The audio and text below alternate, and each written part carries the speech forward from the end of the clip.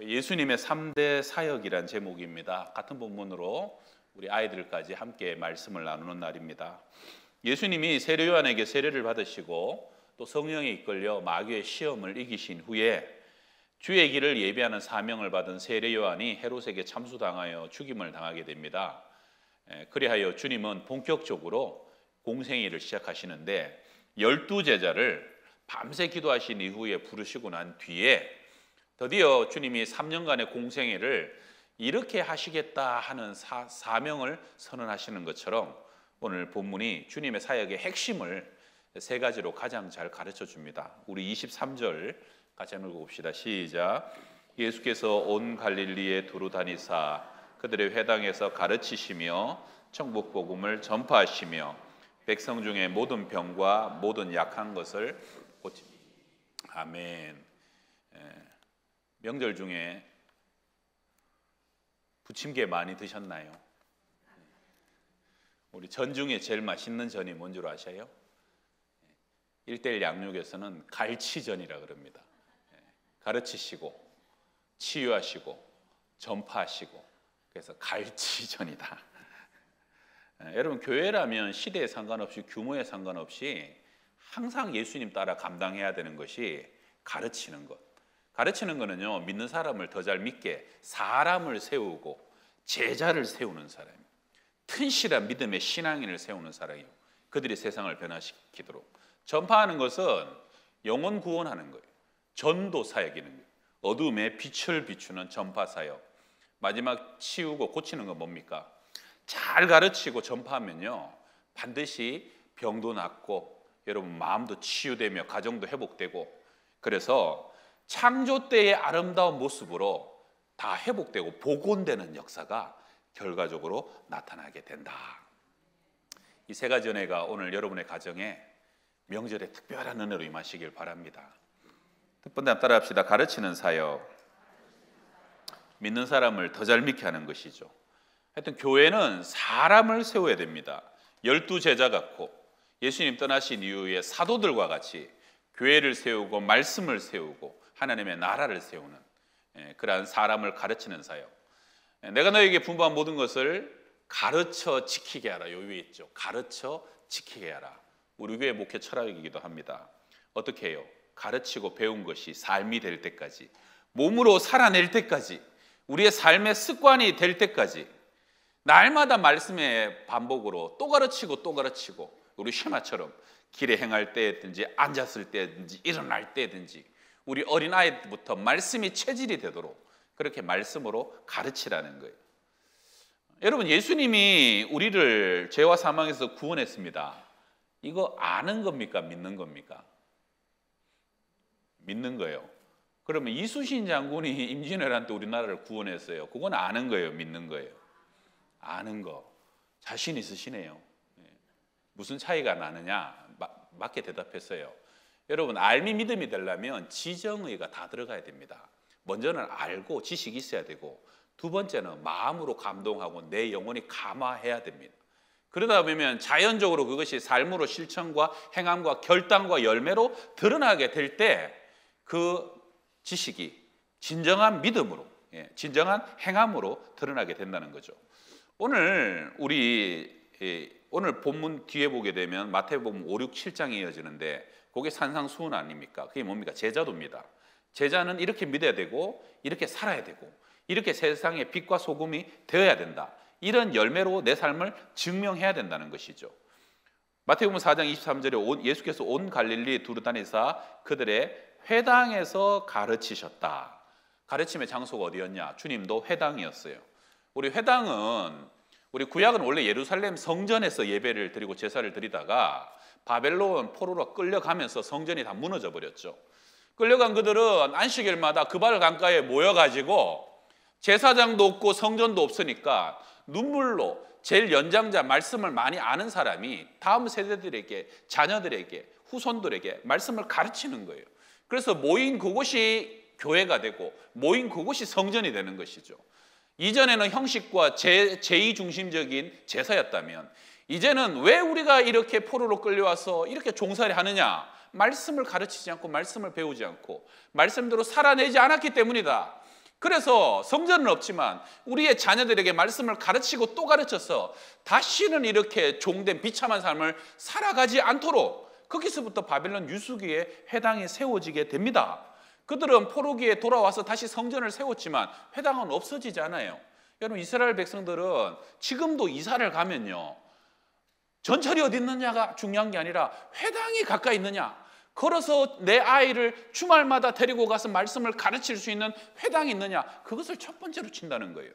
그래서 유대인들은 회당 중심으로 2000년 동안 나라가 없었는데 회당에서 말씀을 부여잡고 말씀을 가르치고 말씀을 계대했더니 그들의 민족 정신과 그들의 신앙이 2000년 지났어도 그대로 이어지고 온 세계에서 가장 복받는 백성이 된 것은 바로 회당 중심의 말씀을 가르치는 삶이 그들 속에 습관화되어 있었기 때문이라는 것입니다. 할렐루야. 여러분 보세요. 유럽 교회도 500년 지났는데 지금 다 텅텅 비어갑니다. 미국 교회 200~300년 지났는데 교회당이 다 술집으로 변해갑니다. 한국 교회 이제 130년, 140년 지나가는데 앞으로 50년, 70년 뒤에 한국 교회의 운명은 어떻게 될 것인가? 여러분, 방법은 하나입니다. 우리도 교회가 회당이 돼야 되고 가정이 회당이 돼야 됩니다. 그래서 어떤 일이 있어도 아이들에게 말씀을 가르치고 아이들이 말씀으로 살아내고 말씀이 체질이 되어서 죄의 체질이 아니라 말씀이 달고 기쁘고 말씀이 하나님의 진리대로 살아갈 때 그것이 우리 인생의 가장 큰 행복이 되는 삶을 가르쳐야 되는 것.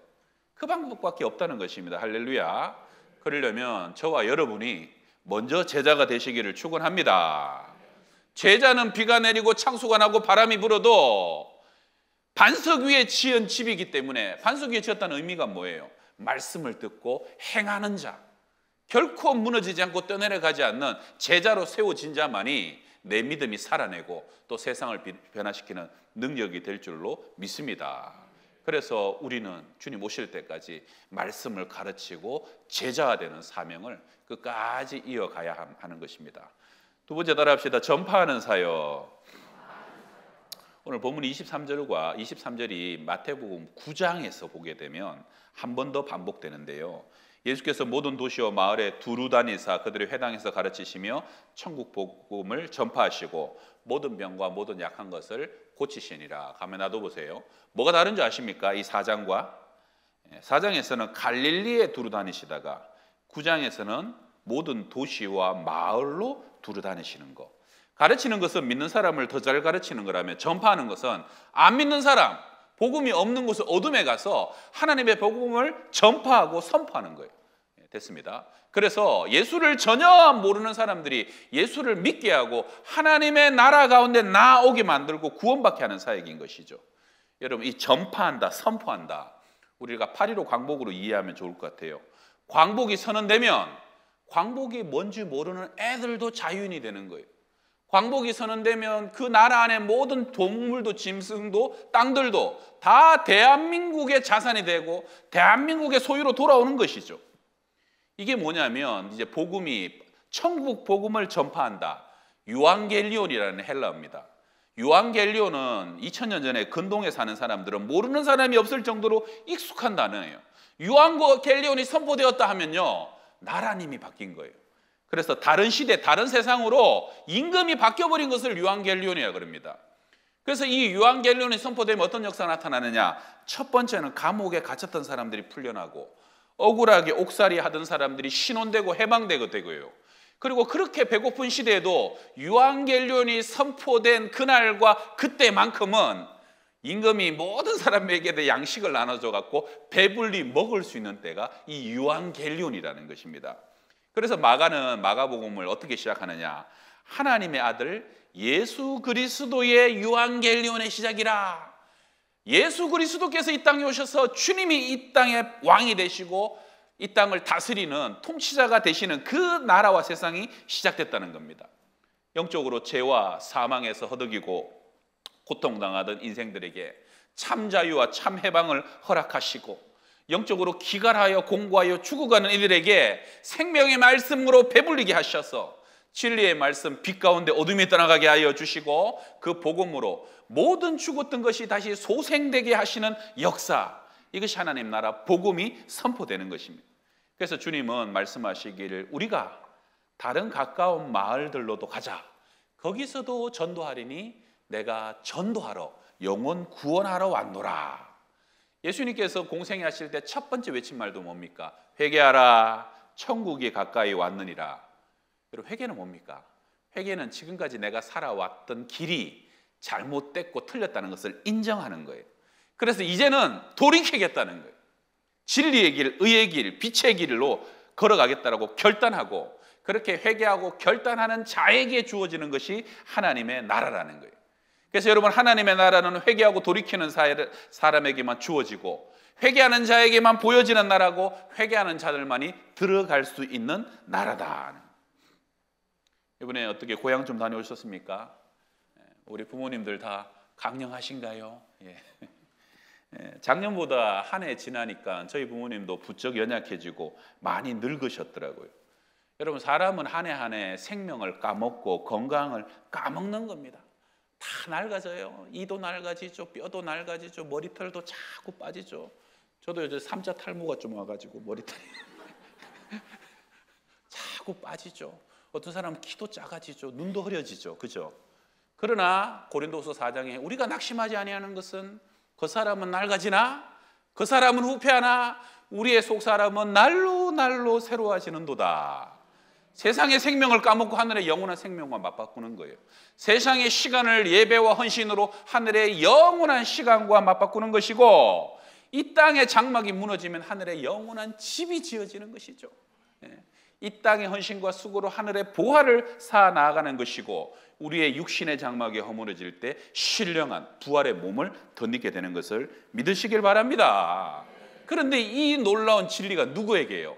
그 천국 복음을 믿고 받아들이기만 하면, 그도 영원한 하늘의 백성이 된다는 이 엄청난 복음을 전해야 되는 것이죠. 여러분의 가정에 믿지 않아서 지옥 가는 자녀들이나 가족 한 사람도 없길 바랍니다. 적어도 우리 가족들만큼은 전부 다 천국 가고, 오늘 여기 앉아서 예배하는 여러분 모두가 언젠가 저 하늘나라에서 영원한 하늘나라의 교회 가운데 함께 또 예배하고, 우리의 영원한 신랑 되신 예수 그리스도의 영원한 사랑 가운데 거할 수 있는 천국 백성 다 되시기를 축원합니다. 우리 11월 첫째 주일 5일에는 우리 교회에 김창옥 교수라고 요즘 아주 핫하고 잘 나가는 분이 오셔요. 모셨어요. 전도하려고. 그래서 여러분, 이 10월 한 달간은 전도하는 일, 말만 하면 다 알아요. 그분은 굉장히 웃겨요. 그분도 나이는 저랑 비슷하더라고 보니까. 근데 굉장히 웃기고 잘 나가는 분이에요. 이제 다음 주 되면 소정사도 나눠 드릴 텐데, 한 달 동안 여러분 기도하셔요. 하나님, 이번 11월 첫째 주에 내 가족, 내 아이들, 그리고 내 친구 꼭 와서 그날 예수 믿고 하나님 만나는 역사가 있게 하여 주시옵소서. 믿음대로 역사하실 줄 믿습니다. 세 번째 사역 한번 따라 합시다. 고치시는 사역. 주님은 이 땅을 고치고 치유하는 분이십니다. 조영기 목사님이 살아계실 때 그런 간증을 하신 적이 있어요. 어느 제법 큰 교회 가서 붕회를 인도하시는데 당신 간증을 하는 거예요. 나는 젊을 때 폐병으로 피를 토했는데 주님이 나를 고쳐주셔가지고 폐병에서 고침받고, 그 이후에도 차에서도 쓰러지고 평생 병원 신세 안 지고는 살아갈 수밖에 없었는데, 약할 때 강함 되시고 내 은혜가 내게 족하다는 그 말씀으로 내가 믿고 전도하고 복음 전했더니 전할 때마다 능력이 나타나고 기적이 나타나고 사람들의 병이 낫고 치유가 일어나고, 그날도 많은 사람이 나았답니다. 그래서 목사님 말씀을 마치고 담임 목사실로 내려왔더니 담임 목사님이 조영기 목사님 앞에 무릎을 탁 꿇더래요. 목사님, 저에게도 안수기도 한번 해주십시오. 어디 아픕니까? 아니요, 건강합니다. 근데 안 죽을 만큼만 중병에 걸리게 해달라고 기도해달라고. 그런 기도 함부로 하면 안 됩니다. 그랬더니 목사님, 저는 부잣집 아들로 태어나서 외국 유학까지 갔다 와가지고 목사가 됐지만 오늘 말씀을 듣고 보니 내가 아는 하나님은 신학으로 아는 하나님이었다고. 나도 목사님처럼 약한 중에라도 하나님 만나서 내가 능력을 체험하고 그 능력으로 사람들을 살려내고 치료하는 그러한 사역을 이제부터라도 감당해야 되지 않겠냐고. 너무 그 의지가 굳은 걸 보고 목사님이 처음으로 기도를 해줬대요. 하나님, 우리 목사님 안 죽을 만큼만 중병에 걸려서, 그래서 그렇게라도 하나님의 나라의 능력을 알고 체험하고 하나님의 이제 목회가 새로워지도록 역사해달라고 기도했다는 거예요.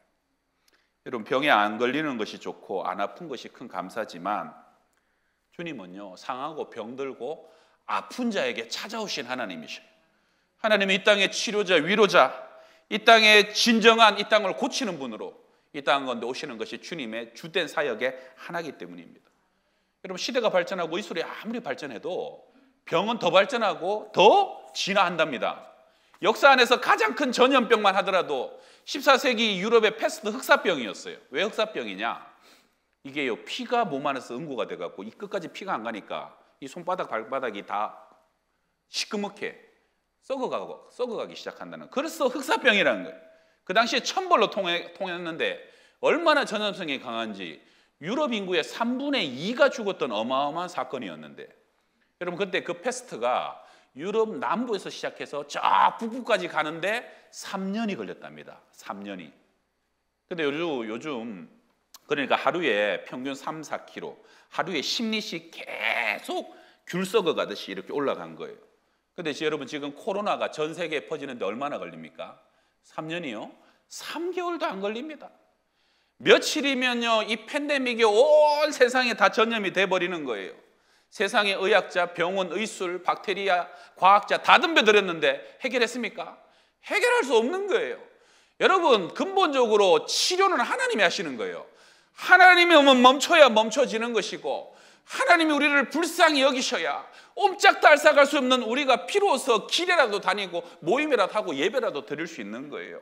하나님이 풀어주셔야 풀어지는 것이고, 하나님이 우리가 은혜를 베풀어 주셔야 우리는 오늘도 예배하는 이 예배자로 서게 되는 것을 믿으시길 바랍니다. 그래서 산상수훈 보게 되면 마태복음 5, 6, 7장 지나고요, 8, 9장에 제자가 된 이후에 바로 나오는 것이 10가지의 치유 이적이 8, 9장에 나옵니다. 마태복음 8, 9장에. 거기 보게 되면 첫 번째 고친 병이 나병 환자를 고치십니다. 그때에도 쌀이 썩어나가는 죄의 저주인 나병을 주님이 오셔서 안수하니까 고쳐지는 거예요. 중풍병으로 고통당하는 백부장의 종을 가라면 가고 오라면 오고 하라면 하고, 말씀을 믿고 순종할 때 주님은 그 종을 만나지도 않았는데 말씀대로 믿고 순종하니까 나아버리는 거예요. 베드로의 장모의 열병이 고쳐지죠. 주를 위해 선신하고 십자가 지겠다고 나선 그 베드로, 장모의 열병을 고치심으로 그 베드로의 마음을 평안케 하시고 오히려 수종드는 역사를 일으키시고, 그러사 광인, 여러분, 군대 귀신에 들려가지고 쇠사슬도 다 끊어버리고 누구도 제어할 수 없고 밤낮 소리 지르면서 자기 몸을 상하고 죽지 않으면 살아갈 수 없는 그 인생을 주님이 찾아가셔서 군대 귀신을 내어 쫓으면서 2,000마리의 돼지 떼를 몰사시키면서 한 영혼이 얼마나 귀한지 우리에게 보여주시는 거 아닙니까? 중풍병자가 내 친구를 상체로 달아내렸을 때 소자야, 네 죄사함을 받았느니라, 죄사함의 권세가 있는 주님이신 것이 선포된 것이에요.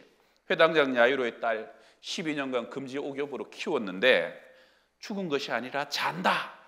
죽음의 참된 영적 의미를 가르쳐 주신 것이죠. 혈류증 여인이 12해를 피가 멈추지 않아서 차마 주님 앞에 가서 고쳐달라는 말도 할 수 없는 그러한 처절한, 얼마나 무시받고 낮아진 자존감 속에서 옷깃만 만져도 살지 않겠냐. 그런데 주님께서 그것을 아시고 능력이 내게서 나가서 따라, 네 믿음이 너를 구원했다. 금지옥이 없이 12살 야이로의 회당장의 딸, 금수저는 아니라도 너 같은 인생도 하나님이 아시고 너를 친히 고치신다는 거. 그 치유의 이적을 주님께서 말씀하셨잖아요. 눈먼 자를 눈뜨게 하시고 귀신 들려 말 못하는 자를 입을 열어서 하나님의 영광을 노래하게 하신 것이. 여러분, 병들지 않으면 좋지만 병이 주는 은혜가 있습니다. 병든 자를 찾아오시는 거예요. 일본의 여류시 미우라 야코는 유명한 말을 하죠. 사람이 병들지 않고는 드리지 못하는 기도가 따로 있습니다. 사람이 병들지 않고는 들을 수 없는 말씀이 따로 있습니다. 사람이 병들지 않고는 믿을 수 없는 기적이 따로 있습니다. 사람이 병들지 않고는 들어갈 수 없는 성소가 따로 있습니다. 우리 찬송가 105장이 대림절, 오랫동안 기다리던 주님을 기다리는 찬송인데요, 거기 2절 보게 되면 이런 가사가 있어요. 죄로 상한 우리 마음 은혜로서 고치고 주의 빛난 보좌 앞에 이르도록 하소서. 죄로 상한 우리의 마음을 뭐로요? 은혜로서 고치고, 고침받은 우리가 주의 빛난 보좌 앞에 이르도록 치유하시고 회복시키시고 하나님의 나라에 들어가게 하시는, 그것을 위해서 주님이 이 땅에 오셨다는 것이죠. 여러분, 도적은 도적질하고 죽이고 멸망시킵니다. 그러나 우리 주님이 오신 것은 양으로 생명을 얻게 하고 풍성히 창대하게 얻게 하려는 것입니다. 육신의 병을 고치고요, 상한 마음을 치료하시고, 우리의 죽은 영혼을 살리시고, 여러분 파괴되고 무너진 가정을 회복시키시고, 이 망가진 세상을 다시 하나님께서 창조하셨을 때 그 원형, 가장 아름답고 온전하고 가장 풍성한 하나님의 나라로 다시 복원시키시고 회복시키시러 주님이 오셨다는 겁니다. 그래서 여러분, 구약에서 완전한 회복으로 대변되는 것은 희년입니다.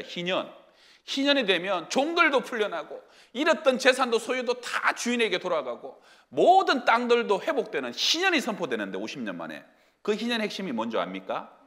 사람이 아무것도 안 하는 거예요. 사람의 수고와 노력을, 사람의 의를 그치는 거예요. 왜요? 하나님이 땅을 만지시도록, 하나님이 그 부분을 만지시고, 하나님이 세상을 다시 창조 때의 시간으로 환원시키도록, 복원시키도록. 여러분, 시편 127절에 보게 되면 주께서 사랑하시는 자에게는 잠을 주시는도다. 이게 무슨 말이에요? 사랑하는 자는 잠을 자는 동안에도 하나님이 집이 지어지게 하시고, 하나님이 성을 지켜지게 하시고, 하나님이 되어지게 하시는 자, 잠자는 동안에도 하나님이 모든 것이 하나님이 풀어주시고 열어주시면 다 된다는 거예요. 그게 희년입니다. 그래서 하나님은 사람을 창조하시고, 오히려 하나님이 창조적인 물러남, 찜찜이라 그러는데 하나님이 물러나셨어요. 사람이 마음껏 하도록. 그게 창조의 근간 아닙니까? 그런데 우리가 다시 회복되는 길은 우리가 하나님께 우리 자신을 내어드리고 우리가 물러나는 거예요. 하나님의 성령이 우리 가운데 운행하시고, 주의 보이지 않는 손이 우리를 다시 어루만져 주셔서 눈은 밝아지고 식어진 마음은 뜨거워지고, 우리의 탄력을 잃어버렸던 모든 몸들은 다시 영적인 탄력성을 회복하시도록, 하나님의 다스림과 통치가 우리로 다시 한번 그 말씀의 기운으로 힘차게 일어나서 말씀의 기운으로 세상을 살아내도록, 말씀의 능력으로 세상을 살아가도록, 내가 아니라 성령과 말씀만이 우리를 주장하시도록 주님께 우리를 내어드리기 위해서, 그래서 우리는 주일마다 이 말씀의 식탁으로 나오는 것이고요, 새벽마다 밤마다 주님 앞에 우리 자신을 내어드리면서 하나님이 우리를 다스리도록, 아버지의 뜻이 우리 가운데 이루어지도록, 내 뜻대로 마시고 아버지의 뜻대로 되기를 원하이다. 그렇게 내어드릴 때 온전한 치유와 회복의 역사가 나타나는 것을 믿으시길 바랍니다. 제가 마지막으로 영화 하나 소개해드리고 마치려고 그래요. 바베트의 만찬이라는 영화입니다. 1996년도에 이제 개봉된 영화인데요. 이게 1800년대 말을, 한 100년쯤 전을 배경으로 하는 건데, 덴마크의 외딴 섬에 모여 사는 10여 명의 청교도, 섬에 열 몇 명의 사람들이 가족처럼 살아요.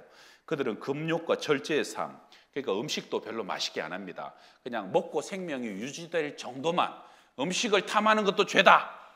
여기서 이끄는 두 리더인 자매가 마르티나와 필리파라는 자매인데, 마을의 설립자인 아버지가 돌아가신 후에 두 딸이 그 교회와 마을을 이끕니다.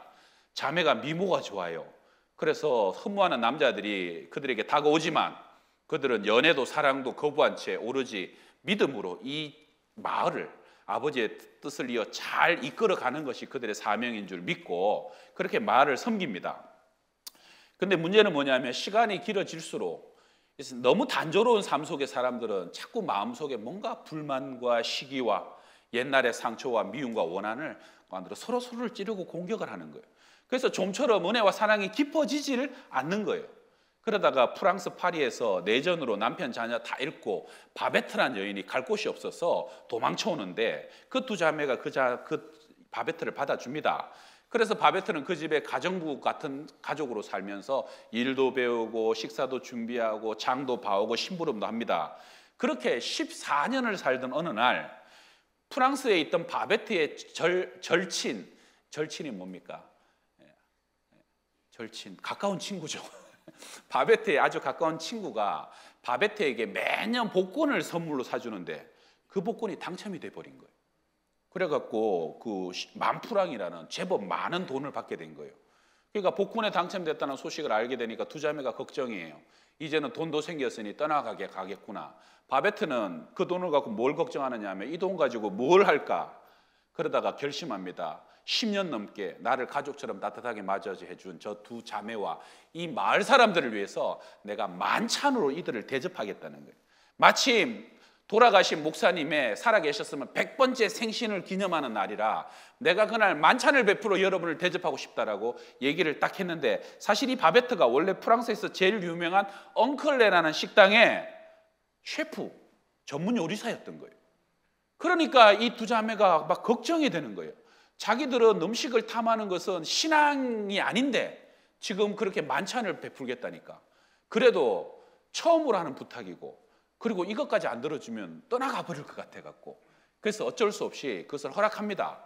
바베트는 신이 나가고 프랑스에 가고 일주일간 장을 봐가지고 배에 싣고 들어오는데, 일꾼들이 그 재료들을 옮기는데 보니까 살아있는 이만한 거북이, 메추라기가 이렇게 케이지로 들어오고 소머리가 들어오고 온갖 야채와 과일들이 막 들어오는 거예요. 그걸 보고 두 자매와 사람들이 막 걱정을 하고, 심지어 이 자매들은 밤에 악몽을 꿉니다. 자기들이 그 만찬에서 밥을 먹다가 아주 그냥 마귀의 역사가 일어나가지고 나가 시험에 드는 꿈을 꾸는 거예요. 그래가지고 미리 사람들을 먼저 모아서 회의를 합니다. 어떻게 하느냐, 이렇게 해서 만찬을 허락은 했다. 그러나 여러분, 우리 모두가 그 자리에 가서 먹기는 먹지만 즐기지는 말자, 유혹에 넘어가지는 말자. 그리고 잔칫날이 된 거예요. 바베트가요 이렇게 세팅을 쫙 했는데 아이보리 색깔의 식탁보와 냅킨에다가 은초대에 불을 환하게 밝히고 크리스탈 컵에다가, 그리고 이쁜 문양의 접시에다가 은접시들 막 포크 나이프들, 그리고 이제 식사가 시작되는데 굳은 결심을 한 시커먼 옷을 입은 12명의 그 마을 사람들이 서로 눈치를 보면서 먹더라도 절대 흔들리지 맙시다 하고 거기를 딱 앉는 거예요. 코스 요리가 나오는 거예요. 첫 번째 나오는 게 프랑스산 최고급 포도주가 나오기를 시작했어. 그 다음에 거북이 스프, 송로 버섯 요리, 캐비어와 곁들여진 요리들이 순서대로 나오는데, 사람들이 마실 때마다 먹을 때마다 깜짝깜짝 놀라는 거예요. 세상에 이런 맛이, 이런 세상이 있다니. 그리고 말은 못하는데 전부 다 서로 맛있다는 말 안 하기로 했으니까 꾹꾹꾹 참으면서 한참을 먹는데, 한참을 먹다 희한한 일이 벌어집니다. 사람들이요 항상 경건하고 굳어있던 표정이 환하게 밝아져요. 식당의 분위기가 밝아지고 마음의 여유가 생기니까 누군가가 돌아가신 목사님이 어땠고 그분에게 내가 어떤 은혜를 받았는가를 회상하며 얘기하기 시작하는데, 사람들이 입이 열립니다. 그러면서 누가 시키지도 않았는데 내가 미안했다고, 그때 내 진심이 아니라고 서로 잘못을 고백하고 화해하기 시작하는 거예요. 그러면서 웃음과 미소가 끓더니 마지막에는 서로 사랑의 고백을 하며 너는 나의 진정한 남편이고 아내라고, 당신은 나의 영원한 친구라고, 그러면서 만찬하면서 자기들도 경험하지 못했던 새로운 세상이 펼쳐지기 시작하는데, 여러분 사람은 먹어야 돼요. 이러고 오늘도 밥을 안 주니까 참 죄송하네. 그래서 어느 순간 그 만찬의 자리가 주의 식탁과 은혜의 식탁으로 변해져 가는 거예요. 그래서 그 영화 제목이 바베트의 만찬이에요. 다 먹고 나서 바로 집에 갈 수 없어갖고 그들은 모여서 손을 잡고 돌면서 하나님을 찬양하고 우리가 남은 생애를 천국을 위하여서 믿음으로 사랑하면서 살자라고 그렇게 서로를 격려하면서 헤어지게 됩니다. 여러분, 사람은 내가 가진 만큼 받은 만큼만 나눌 수 있는 존재입니다.